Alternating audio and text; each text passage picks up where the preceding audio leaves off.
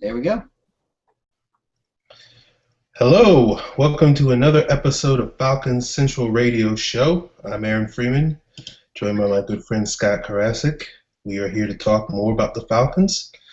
We're coming to you right after the second episode of Hard Knocks. We'll be talking about that tonight. We'll also be talking a little bit about the Falcons-Dolphins preseason game from last week, and then we'll get to your mailbag questions. So, Scott, got to ask right off the bat. What did you think of Hard Knocks episode 2? I thought the first episode was a little bit boring compared to most seasons, but it got a little lively in this one. Team, you kind of respect the team a little bit better. Okay. You're kind of like, these guys have a little bit of a fight to them. They've got some chemistry. They seem like a team that wants to win and not a team that's just out there playing. Mm-hmm.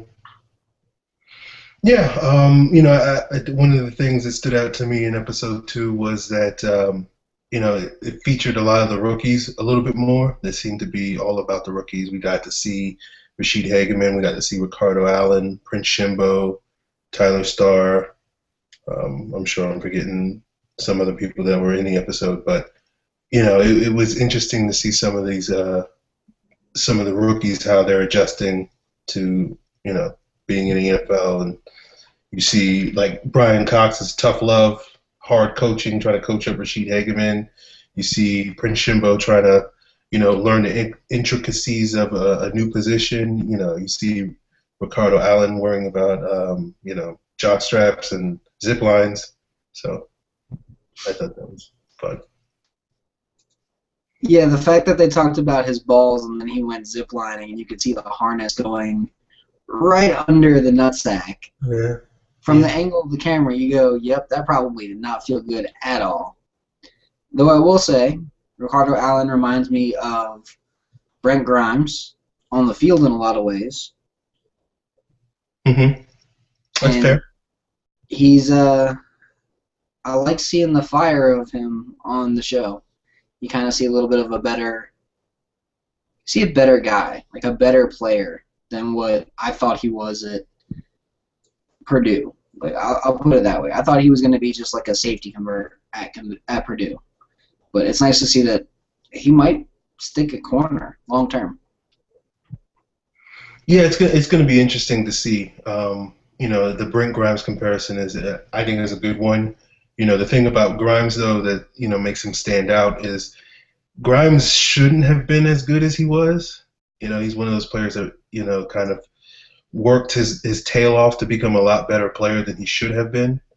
And we saw that, like, basically, he was practice squad his first year, then he was NFL Europe, then he got benched his third year. That was Mike Smith and them's first year, and then he's just basically, at that point, that should have been his NFL career should have been pretty much over at that point. But he didn't work his tail off to basically become the guys that most Falcon fans learned to love. I certainly did.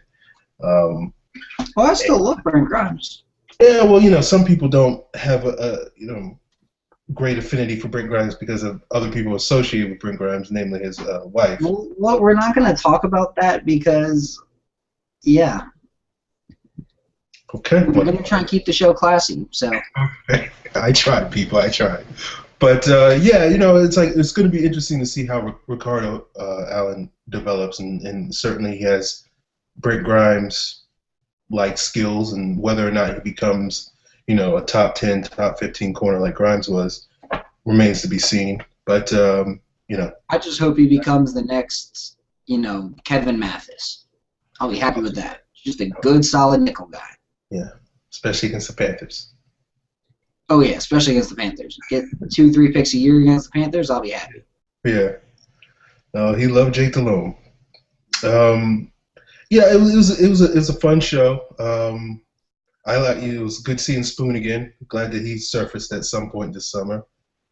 Seeing him and Shimbo kind of, him taking Shimbo under his wing, and you see Shimbo being more of that go-getter, trying to learn absorb as much as possible, which is certainly a positive thing for him because, he's learning a new position he's never really played before.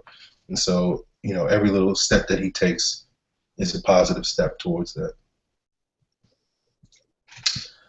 I agree. But One thing that I didn't like about Shembo hadn't let's put it this way, it had nothing to do with what was on the episode. It's when you see all the rape jokes on Twitter. That's the one thing where if he ends up earning the starting spot, which right now I think he is going to end up earning that starting spot.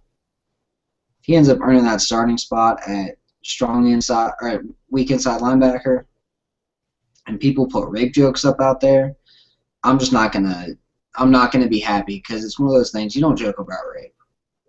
All right, and the guy's been cleared. And if the Falcons didn't feel comfortable with it, they wouldn't have drafted him. If the Falcons felt that there was any fire behind the smoke, they wouldn't have drafted him. Mm-hmm. Yeah, you're right. Yeah, I'll echo the same thing as you said. Rape is not something that you can put lightly and make jokes about 140 characters. What other things, Scott, did you didn't like or did like about tonight's episode? I liked the short, maybe 10-second Paul Warlow cameo. Okay. I felt like they've been kind of just pulling him, not really showing him out at all. Mm-hmm. He's just kind of like, he's probably the biggest story nationally that the Falcons could have. And Hard Knocks is just like, whatever. He's just the starting middle linebacker. If this was last year and Warlow was fighting for the spot and he was just this guy from Delaware, it'd be all over it. Or maybe they're just saving his story for later. But it just doesn't make sense. You gotta have a guy like him on the show more. And maybe he just told the guys, like, hey, leave me alone. I don't want to be on the show. Yeah. But he's had a total of like 20 seconds of airtime in the first 2 hours. Yeah. One of my favorite parts of tonight's episode was more of Willie Moe and Roddy trash talking. We got to see a little bit of that in the first episode, but we got to see a little bit more of this tonight, and so I really, that's going to be fun to watch for the rest of the season. Yeah, they trash talk like brothers. Yeah. And when William Moore was like, man, this is the hardest camp we've been in since I've been here, I just kind of shook my head a little bit. I was like, this completely condemns Mike Smith and everything that every fan has ever said about him being a weak coach. It's just like, yep. Yeah, you're right. You're right. Like, this guy's so screwed when it comes to the fan base. And Hard Knocks isn't making him look any stronger of a leader than he really is anyway. He looks kind of weak right now. So the entire time I'm just like, why are they making him look so horrible? Yeah. Yeah, we'll see. But, what really matters is how they play on the field. And so, if they win games, then no one's really going to care. But ultimately, that's what it's all about, right? Exactly. You have to win games. If you don't win games, Hard Knocks is pointless. If the Falcons don't make the playoffs, I can pretty much guarantee you that Mike Smith is gone. Because unless they're like 11-5 and don't make the playoffs because the league's just ridiculously strong this year, or like 10-6 and the league's just ridiculously strong this year and they just don't make the playoffs even though they went 10-6, and some freaking stupid tiebreaker means that they didn't make the playoffs, I don't see any way Mike Smith keeps his job. They have to make the playoffs for him to keep his job. And if they make it in, they've got the kind of team that would succeed in the playoffs if it turns out to be a team that can run the ball, with Devontae Freeman being that guy. It's amazing how good he looked this past, Friday night? Thursday night? The days start blending together. But, no, he looked really, really, really good. I'm excited to see what he can do. I thought all the running backs looked pretty good on Friday night. The only one that didn't look good, and it's going to seem like I'm witch hunting here, but I'm not, was Josh Vaughn. How are you going to carry the ball 7 times and gain a total of 1 yard? Well, I'll say this about Josh Vaughn. He did not get good blocking when he was in the game. He got horrible blocking when he was in the game. I agree with you there, but he just he doesn't run hard. Mm. And that's my biggest criticism of him. He doesn't run hard. You see Anton Smith, those legs are always churning. He had probably 5 touches for about 180 yards. I mean, yeah, 170 of them got called back for penalties, but he was insane in that game. And then, Jacquizz Rodgers was basically just a hammer with the first team, and he only got 20 yards and 7 carries, but every single yard he got was a good cut. It was him running hard. He got stopped in the backfield a couple times. The units are still getting gelled. And you can see that first team unit isn't anywhere close to ready yet as far as their chemistry. Give them the whole preseason to work it out. Give them about 20 plays every game in the preseason. They should have it worked out by the time the season starts. They should at least be good enough on pass blocking because they looked great in pass blocking against the Dolphins.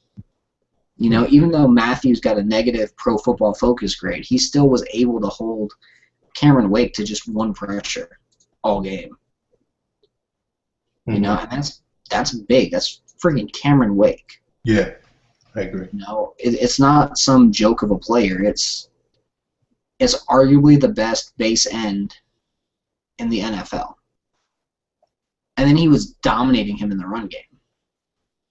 He was making Wake look like a rookie in the run game. So I would like to see what Matthews will do when they face the Saints, when he gets Cameron Jordan and whoever the other guy that's playing outside of Jordan is, whether it's Victor Butler or whether they have Gillette on that side.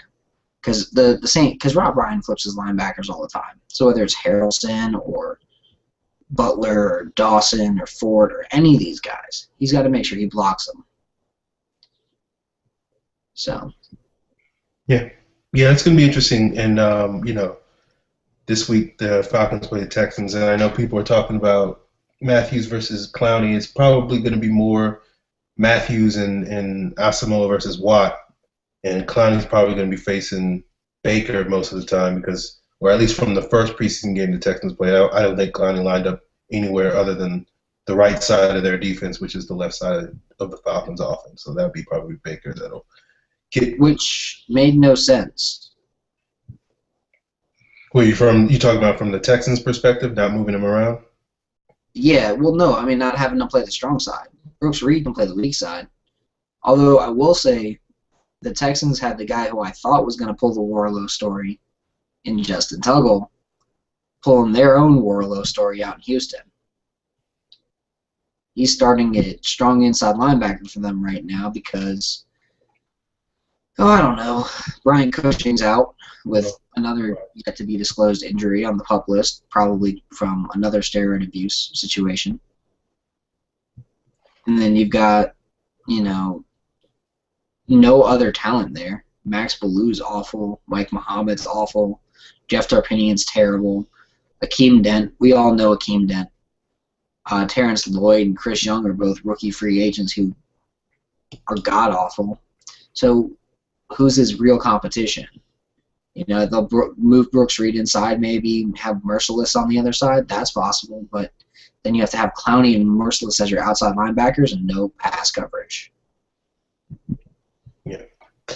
Well, if people are wondering why is Scott talking about Texans linebacker, it is Justin Tuggle, and yes, that name is familiar, as you can see on Scott. Scott can point out that jersey right there. Yeah. But that's the son of Jesse Tuggle, so that's why we care about Justin Tuggle. But and let's put it this way: if he had played for the Falcons and said, "Hey, I want 58," no one would have argued with him. It's his dad's number. Hey, Dad, Yeah, can I wear your number for your team? Sure. it would have been funny if Jesse Tucker would have been like, "No, you're not wearing my number." That would have been funnier. But I'm sure he would have been like, yeah, go for it. yeah, Just make sure you live up to it. yeah. But getting back to the Falcons Dolphins game, Scott. The Falcons don't have a whole lot of starting positions open. But do you think from their performance, like some of them are like inside linebacker beside Warlow with Bartu and Shimbo? Um, you think Shimbo's closing the gap on Bartu right there? I think Shembo might end up taking that one a lot quicker than anybody else is thinking. And he's going to look good. And that might end up being the best situation for the team, especially if they move to more of a 3-3-5 than a 4-2-5 and, take Bierman off the field. We all love Troy Bierman. I like Troy Bierman, But if you have Warlow, Bartu, and Shembo out there, it's tough to be like, oh, hey, Corey Bierman should be out here, especially since Bartu's a better athlete, just a stronger football player right now. Bierman looks like he's still hurt. Like he doesn't. Where's the explosion that apparently came back? I didn't see it on the field against Miami. Mm-hmm. He was getting manhandled by outside linebackers that, Stanley Mapanga was destroying. Mm-hmm. And I will say I'm glad I was a little wrong about Stanley Mapanga because, well, Falcons need a rotational linebacker. After this year, Osie's gone. Bierman's gone. Who's going to play outside linebacker? Massaquoi, Mapanga, maybe Starr, maybe Jacquez Smith. If Jacquez Smith makes the roster and doesn't get scooped by another team, which is very possible because people are seeing his attitude right now. I know if I was a football coach and I saw Smith's attitude, I'd love it. He's going to special teams meetings with the coach basically by himself and, with Tyler Starr, who another player. Guys who work their ass off are the guys that coaches love and that end up staying with the team. You might as well put Smith or Starr on the practice squad or actually have both of them basically securing a spot on that 53-man right now because of how hard they're working and how the impression they're making on Keith Armstrong.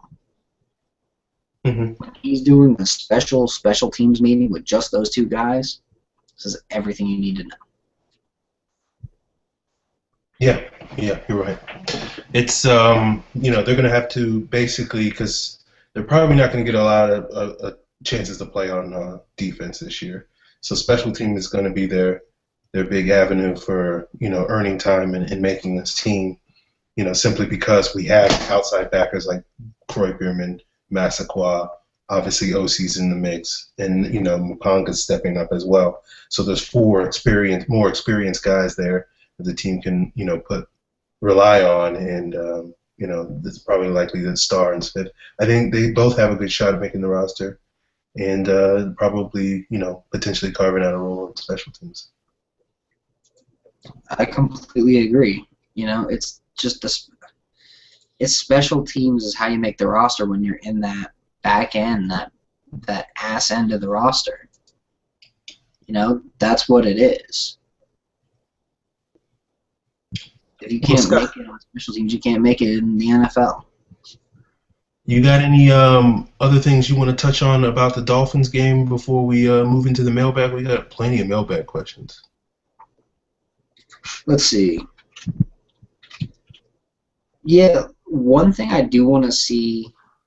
I know you've kind of just touched on it. Is the free safety situation? Okay.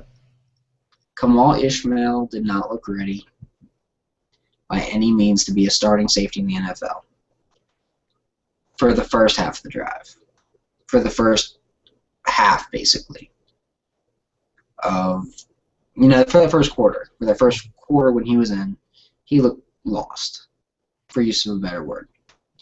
Then the second quarter comes out. And yeah, he's going against the backup quarterback. Yeah, he's going up against the backup defense. You see a little bit more pass rush coming from the front, though, against the worst Miami offensive line at that point. And you kind of realize if there was a little bit more pressure, Ishmael could be masked, and he'd at least be confident. He'd at least be better than what Dakud was. I hate to say it, he would be way better than what Dakud was. Yeah, he's still going to get burned in coverage a couple times, but he's at least going to stop the run and hit somebody. And the big thing that impressed me with Ishmael is he wraps up. But the name that I think could shock people is Kamaria McFadden. Yeah, Sean Baker looked good at safety, at strong safety, at backup, fourth string strong safety, behind Moore and Ishmael and, Tyrell Johnson. But at free safety, McFadden looked just as good, but wasn't thrown to. McFadden hit people on special teams, had 2 great tackles on special teams. Yeah, he went down with a small injury, but then he got right back up the next day of practice. So I think if there's a guy that could be that dark horse, undrafted free agent that makes the roster, I think it's Kamaria McFadden. I think he could do it. And I didn't see any of this at South Carolina State last year either. So are you thinking now that the Falcons will be keeping 5 safeties? I think so. I think McFadden as a 5th safety would make sense, just because Dwight Lowery is a very volatile situation. And I think it's 6 if you count Zeke Mata while he's on the pup. I think the original plan was 5 safeties. Moore, Ishmael, Mata, Southward, and Lowery. Now, if Mata doesn't heal up completely and has to move to the IR instead of the pup list, McFadden gets a season-long spot. If Lowery gets injured again and Mata's ready to come off pup, you just swap the 2 out, have Southward start, and McFadden is the backup. McFadden should have a spot on the roster if you're going based on special teams ability and the fact that you're probably keeping 5 safeties. And you're probably going to keep 5 cornerbacks too. I don't see any way Devontae Glover-Wright makes the team, but I think he has a very legitimate shot at making it on the practice squad. And Jordan Maben may not make the Falcons, but I think he's going to make another roster. I think the odd man out is also between McLean, Arenas, Allen, and who's the other one? Wilson. I think the odd man out in that group is Arenas. He showed me nothing between practice, between games, between game. I don't see. Again, he's still an NFL caliber player. He's just not an NFL caliber. He's not a star. He's a good player. He's just not a star. He's not a guy who you absolutely have to have on the roster. Yeah, with Arenas, what probably hurts him a little bit is the emergence of Bernard Reedy. If Reedy continues to play well, particularly as a returner, one of Arenas' value was, okay, what happens if Devin Hester, tweaks his ankle or something? Who are you going to put back there on returns? Now, the Falcons could obviously put back Jacquez Rogers on kickoff returns, or Robert McLean, or Harry Douglas, or someone that they've been through before, but Arenas has, been a productive returner in the NFL, and so that sort of helped his chances to be an emergency return guy. But if Reedy can step up and be that guy, then, Arenas is going to have a little bit of harder sell to make the Falcons. Yeah. I think at this point, Bernard Reedy is that 5th wide receiver that's going to make the roster if Drew Davis is on the pup list. And then Courtney Roby's fighting to be the 6th. Not to be the 5th, but to be the 6th. Mm-hmm. I think Douglas, Hester, Jones, and White, they're set. I think Reedy is the next one who's the closest to set. I think Geraldo Boldevine is going to be on the practice squad. And I love that name and his Brian Finneran-esque attitude and abilities. And then I think out of the other wide receivers, you can pretty much cut everybody else. I mean, I hate to sound cold, but I don't see anything from Jeremy Ebert. Freddie Martino looks good in college, but he's a project, and he'd be better served as someone else's project. Again, I realize it sounds cold, but sometimes guys don't belong in the NFL or don't belong with a certain team because it's not the right situation. whoever Martino's agent is didn't do him a great justice by putting him on the Falcons. Should have put him on the Panthers. He'd have a better shot at making the roster. You know, the wide receiver situation in Atlanta is tough. The wide receiver situation in Carolina is easy. And Martino's a solid player. And I think Boldivine's got the similar kind of situation. Had he been in Carolina, he might be showing out and being a third or fourth receiver right now. And I don't even know if Courtney Roby makes the roster. I think they could end up cutting Roby for Davis if Davis is healthy. And then, I mean, there's just a lot of talent on the Falcons. Now, some guys are kind of obvious that I don't think are going to make the roster. I don't think James Stone's making the roster by any means. I don't think, 3, 4 high snaps, snaps the ball with 2 different hands, doesn't really know what the hell he's doing out there. Looks like a bird sometimes when they make fun of it on Hard Knocks, but it's something that's obvious when you watch film. Anybody who guards like this isn't going to guard anything. You're supposed to have your hands up like this. But what do I know?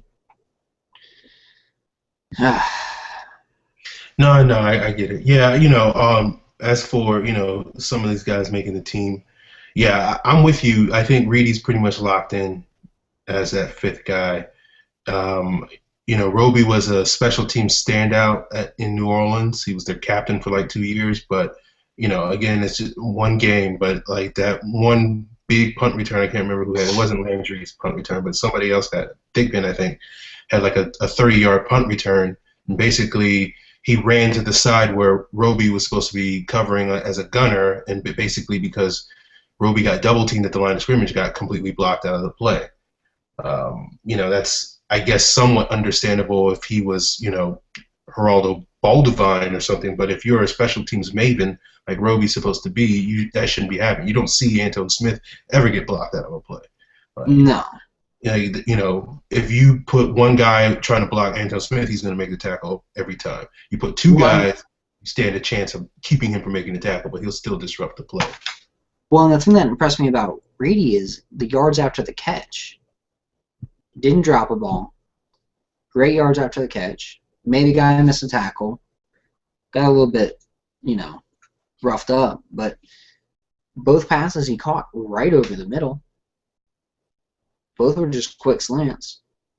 You can have him eat on quick slants this year. You got Roddy, you got Julio, you got Roddy, Julio, and Harry Douglas out there. And hell, you even put Devin Hester out there. Put Reedy in that 5th slot spot. No one's going to cover him compared to the other guys. You could shoot him deep, and he'd destroy the other teams. He's got speed. I realize you want the Falcons to draft someone or to bring someone else in. Yes. You want a Denarius Moore. You want someone like that. I can't blame you. I would want that too. But I think Bernard Reedy's he might be a more volatile option, but I think he's got a solid skill set, and I think he's going to be the kind of guy you want on your team.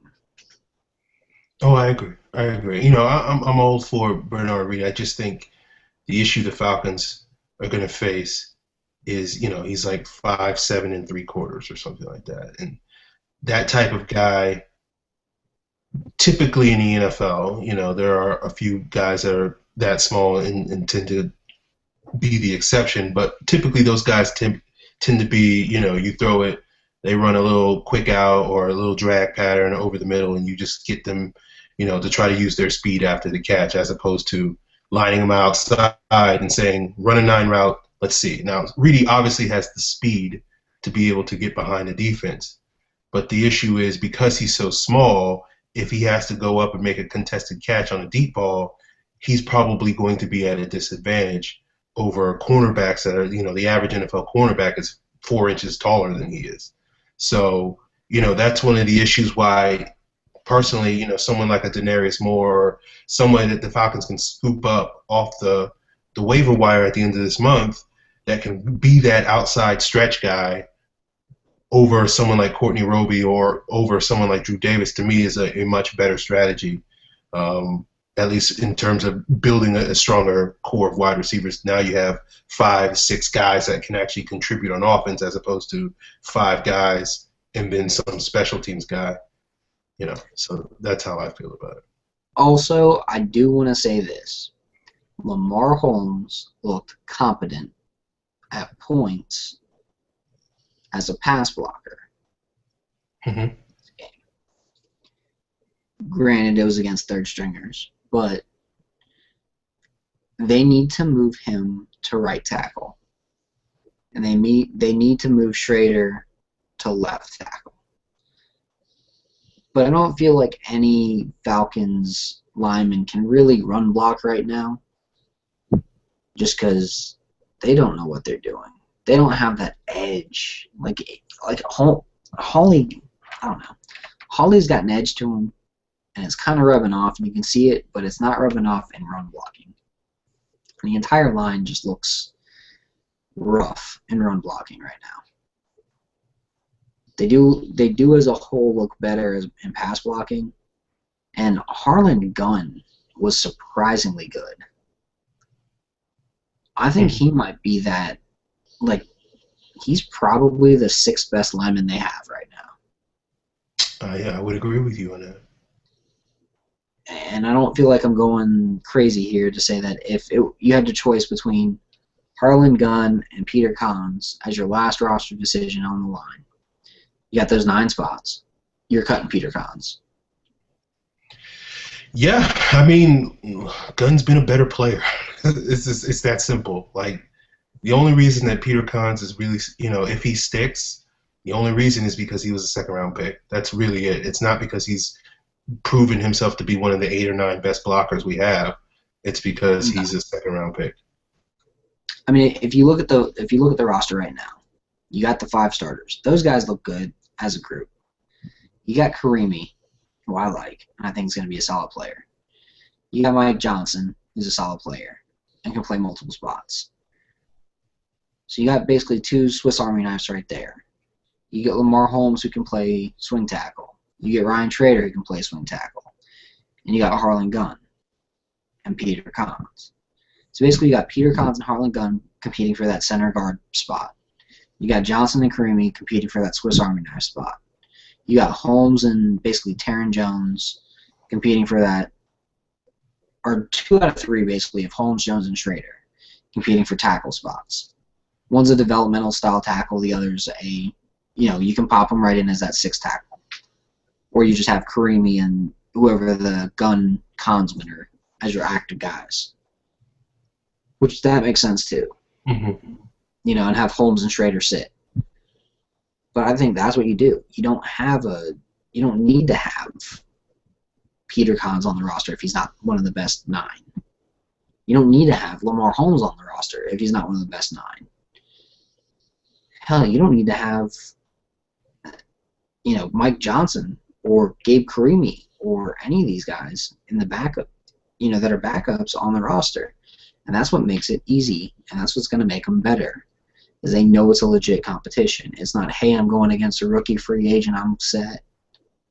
It's, hey, I'm going against the guy who beat me for this job last year. I need to bust my ass. Speaking of which, backup quarterback. I don't think TJ Yates is safe after watching Renfrey. I've heard that. I don't get why everybody was so excited about Renfrey. I thought he played better. I think he looked certainly better than he did last summer. I don't think he looked good at all last summer, but I thought he was just pretty mediocre on Friday night. He was making better throws, more effective throws, I should say. I mean, he had the nice throw to Freeman for the big game, but other than that, I don't recall anything he did that stood out to me, at least. But you know what really stood out to me? Jeff Matthews didn't see a snap. Yeah, they're giving him the Seth Dagey treatment. Dagey was the 4th quarterback last summer and didn't see a single snap in 4 preseason games. As I like to call it, the backup punter treatment. But I hope he gets his Matthews. I want to see that arm. I want to see it too. The dude's got a cannon, and if we don't get to see it, they're basically trying to hold the spot on the practice squad for him. Now, you know who looked good was Levine Toilolo. Mm-hmm. He's a hell of a blocker. Pretty good. Yeah, yeah. He looked a lot better than I was expecting. I had low expectations for his first game out as a starter, and he blew those expectations away. First game he started in over half a decade.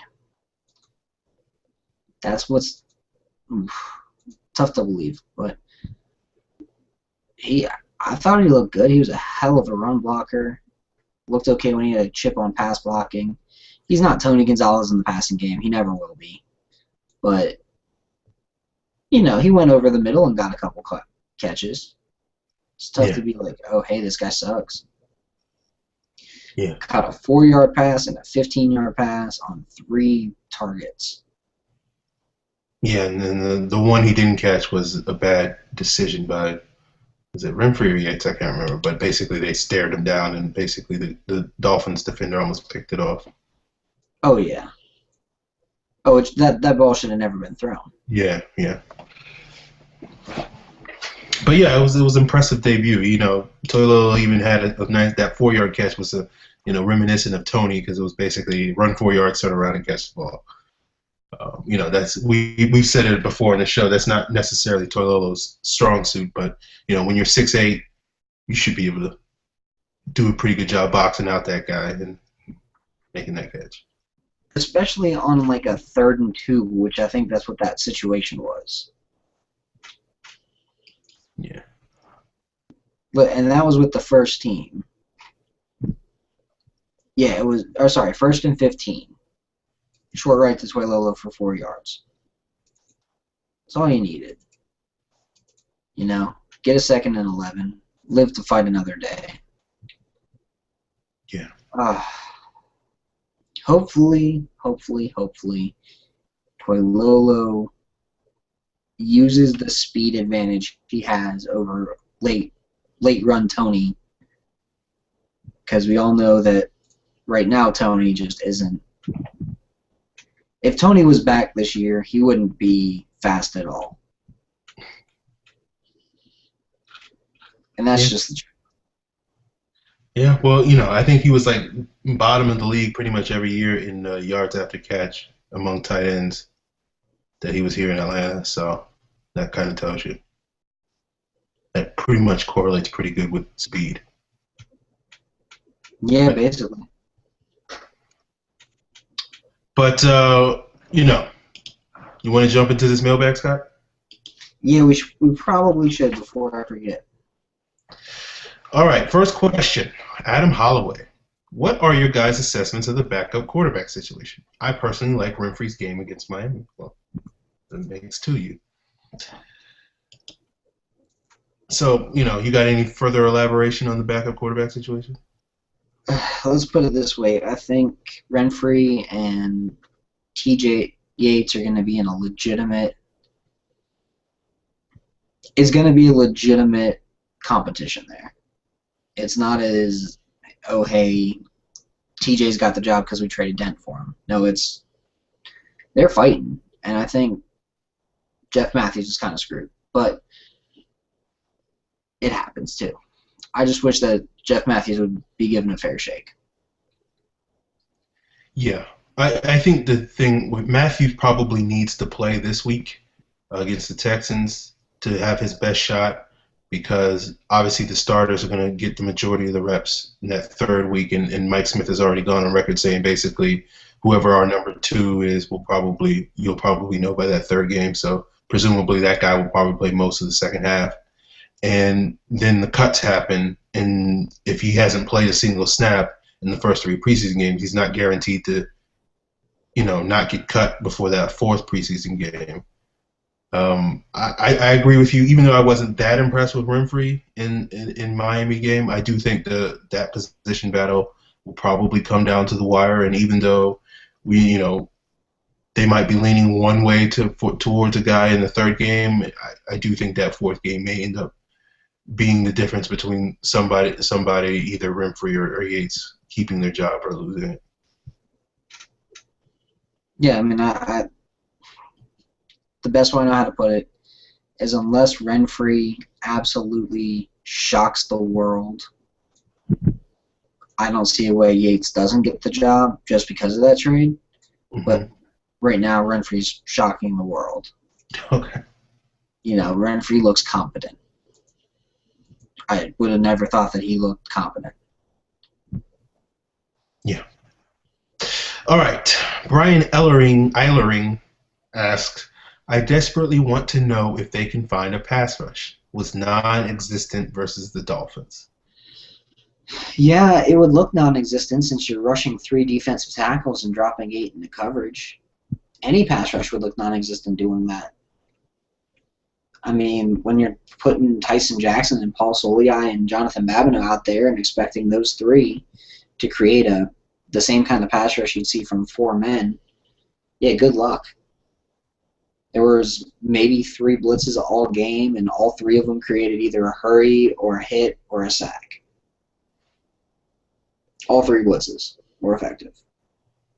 One was that Shembo sack. One was that Tyler Starr basically jumping on top of the guy and destroying the linebacker because the blitzing linebacker came in and recovered the balls is what happened there.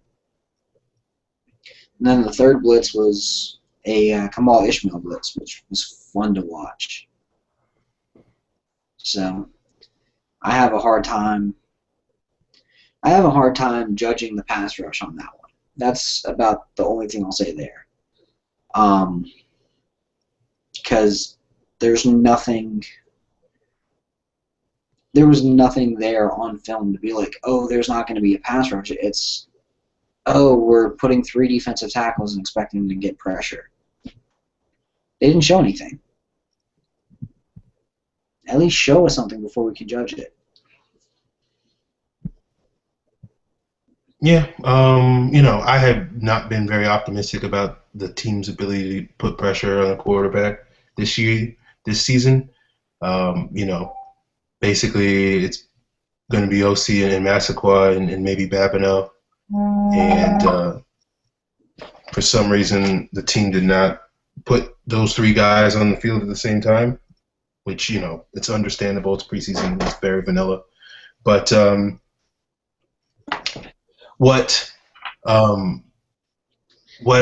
thought it was interesting how they did rush with those 4 guys you mentioned, Bierman, Babs, Soliai, and Jackson, which is obviously not the best pass rushing group. That's probably your best run stopping group that you probably put on the field.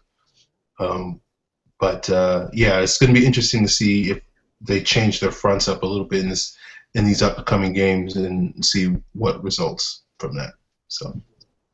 And the thing is, when you saw Massaquoi out there, you saw a guy who could shed some blocks. When you saw Goodman out there, you saw a guy who was shedding some blocks. When you saw, I think their best pass rushing line is probably going to be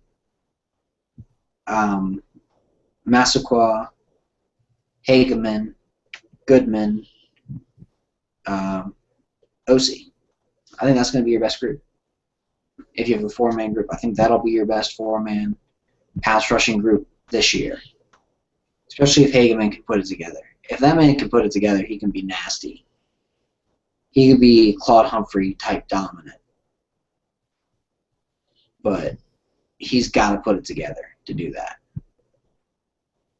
He's got to.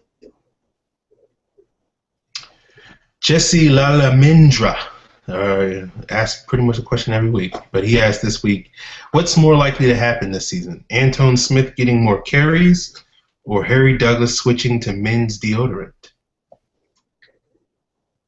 Antone Smith getting more carries. I think Antone Smith's going to see about 50 carries on the season. Boy, I hope so. Yes, I know he might break 1,000 yards, but... 50 carries? Yeah, I think he could do it. What is that, 20 yards a carry? I think so, yeah. 200 yards a carry? I think he averaged like 29 last year, so pretty much. Yeah, let's go. Yeah, I mean, yeah, he could do it. Yeah, it's 20 yards a carry. Yeah. Put him out there. Give him 50 carries, give him 25 catches, and pray he averages 20 yards, and you have your explosive element. Yeah, as for, Harry Douglas switching to men's deodorant, Harry Douglas is what, 30 years old now? If he ain't switched to men's deodorant at this point, then he ain't ever gonna switch. So even if Also, Antonio if Anton Smith puts up those numbers, 50 carries for 1,000 yards and 25 catches for 500 yards, I'm gonna start nicknaming him the video game because that's what kind of numbers those are. Those are straight video game numbers. Absolutely. All right, our good friend Devontae Hughes asks another quarterback question. Does Renfrey have the edge to win the backup quarterback position because he knows the system better? I don't think that has anything to do with it. I think the real issue is who's going to throw the ball and who's going to create chemistry with these wide receivers better so that they can look better in preseason. Quarterback is more about placing the ball so that the receivers can make a play. It's not about making every throw when you're a backup. It's do you understand the system, but Atlanta's system can't be super complicated. There's no way. They don't have so many different playmaking elements. You've got a guy who can do everything in Julio, but Roddy can't blow the top off of a defense anymore. Harry Douglas is limited in a lot of his routes. Hester's limited in quite a few of his routes. So, you don't have the explosive elements. You don't have a super complicated offense. Just know what each play is, and, you can be familiar with it, but an NFL offense is an NFL offense. Yeah, to Devontae's point, I would say, that was maybe a possibility, but based off of how Yates played against the Dolphins, it didn't seem like the mental parts of the games were slowing him down. His issues had more to do with accuracy and arm strength as opposed to, not being able to grasp where he should be throwing the football. So, no, I don't think so. Renfrey's experience, I don't think that's going to affect anything at all at this point. All right.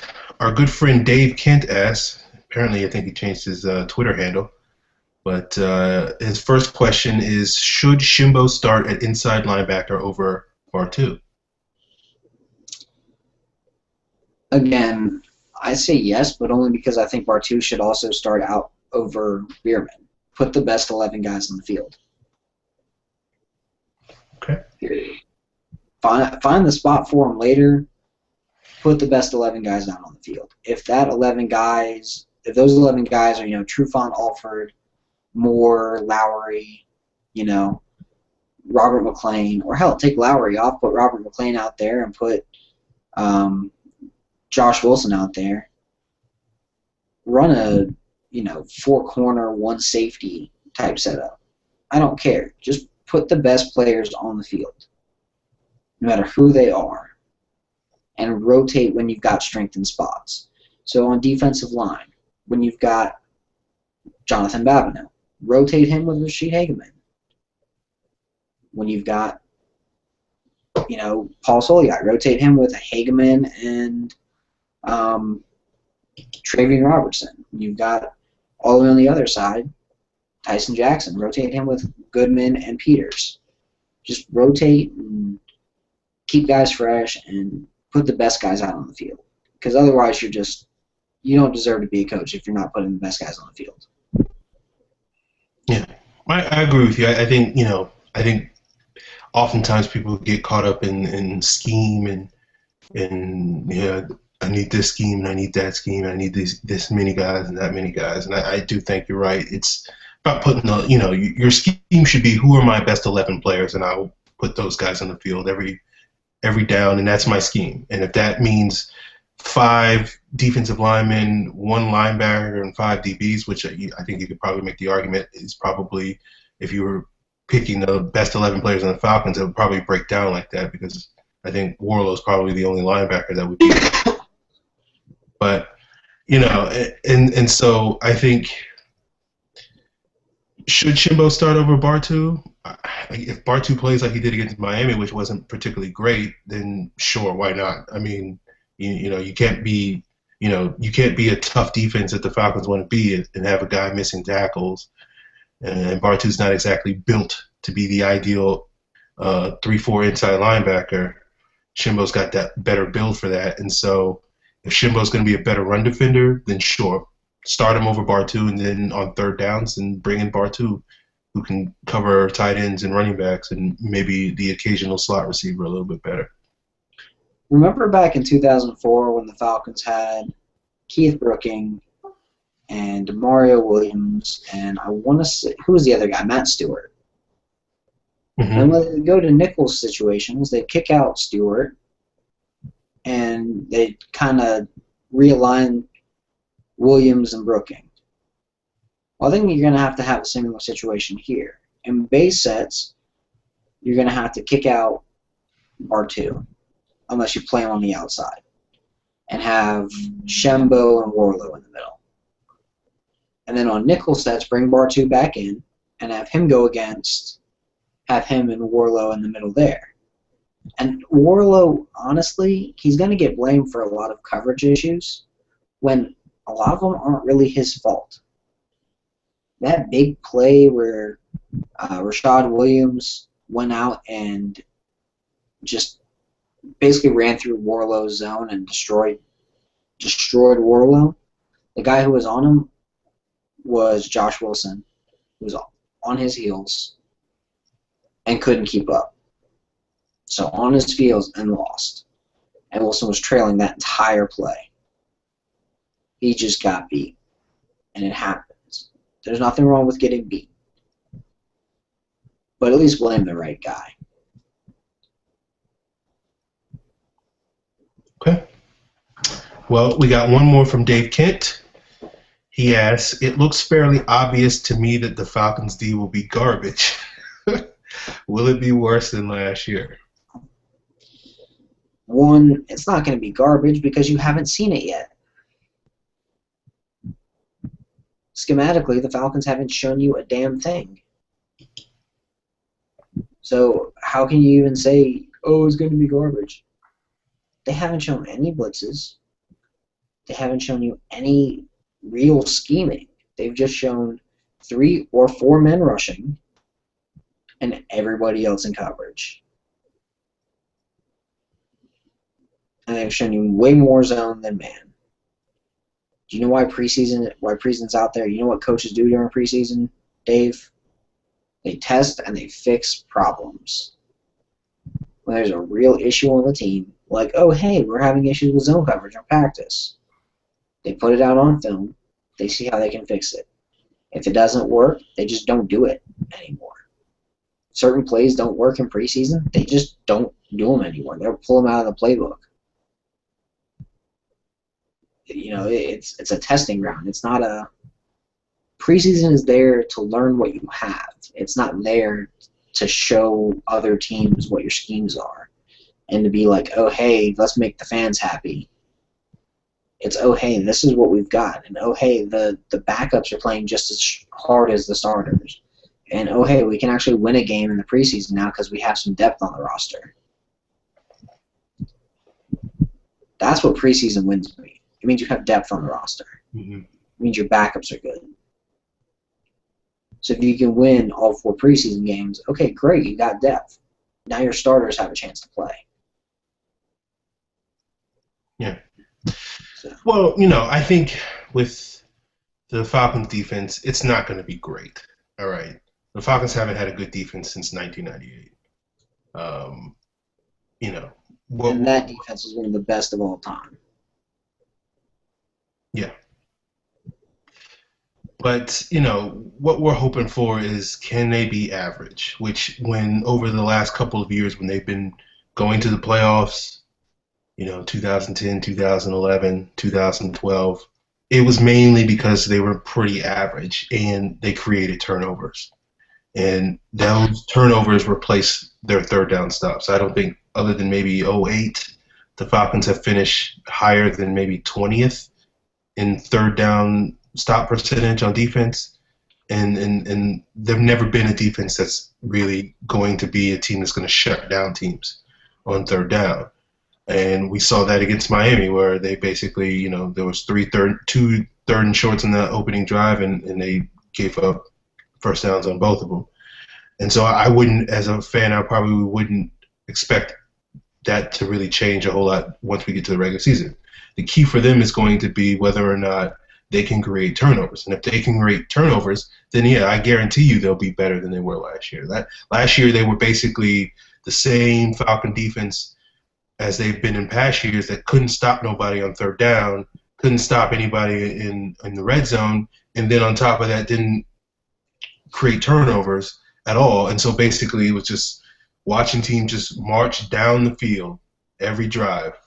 And so one of those things is going to have to change. And if I'm a betting man, I'm going to say the turnovers is going to change, largely because the offense is going to be better. They're going to be playing with more leads. And by playing with more leads, you can pin your ears back a little bit more because the other team's got to throw to get back in the game. And so that's going to be a little bit more opportunistic opportunities for the Falcons to create that pass rush that we talked about earlier, and also, tip balls and turnovers and those types of things. So I think we'll see an improved defense this year, but I wouldn't expect miracles. That's about what I can say. All right. I think the run defense is going to be better. I think the pass rush is going to be better without showing it in the preseason. So don't freak out when they don't really get any sacks all preseason. It's going to happen. The Falcons aren't going to show you anything. Deal with it. The defense as a whole looks so much better last Friday. Coverage was better. Run defense was better. It just looked better. The offense as a whole, they can finally pass block and give Matt Ryan time. Mm-hmm. Yep. When the starting offensive line was out there, Matt Ryan got hit once. And that was because And that was because of hands to the face. Yeah, right. And so the guy got penalized. It was the hands to the face call against the guy Matthews was going against, and he hit him. Big whoop. Yeah, and then there was another time when Anton Smith blew a block, but Anton Smith's not going to be doing that in the regular season, so you don't have to worry about that. Yeah, when Anton Smith is on the field in the regular season, it's going to be, hey, you, go out and catch a ball. Yeah. Or, hey, you, we're getting you the ball. Yeah. Or, hey, you, go run around and be a distraction. Please don't try to block a linebacker. Because only bad things are going to happen, as we saw on Friday night. Yeah, like Anton Smith could be great if he didn't have to worry about the whole blocking aspect of his game. If you could block people by just running around them in circles, he would be really good at that because he could run in circles around people better than probably anybody because he's really fast. But they haven't changed the rules enough to let that happen. So, maybe in 2020, I'm sorry. Bad joke. Anyway, you got anything else, Scott, before we duck out of here? I think that's it. All right, people, hit us up on Twitter. Hit those mailbag questions. I'm at FalFans. Scott is at Scott Karasik. Hit up the show at Falcons PFC. Be sure to follow PF Central, Pro Football Central. And next week we'll be talking about Episode 3 Hard Knocks. We'll be talking about the Texans-Falcons game, and we'll be answering your mailbag questions. So that's our show.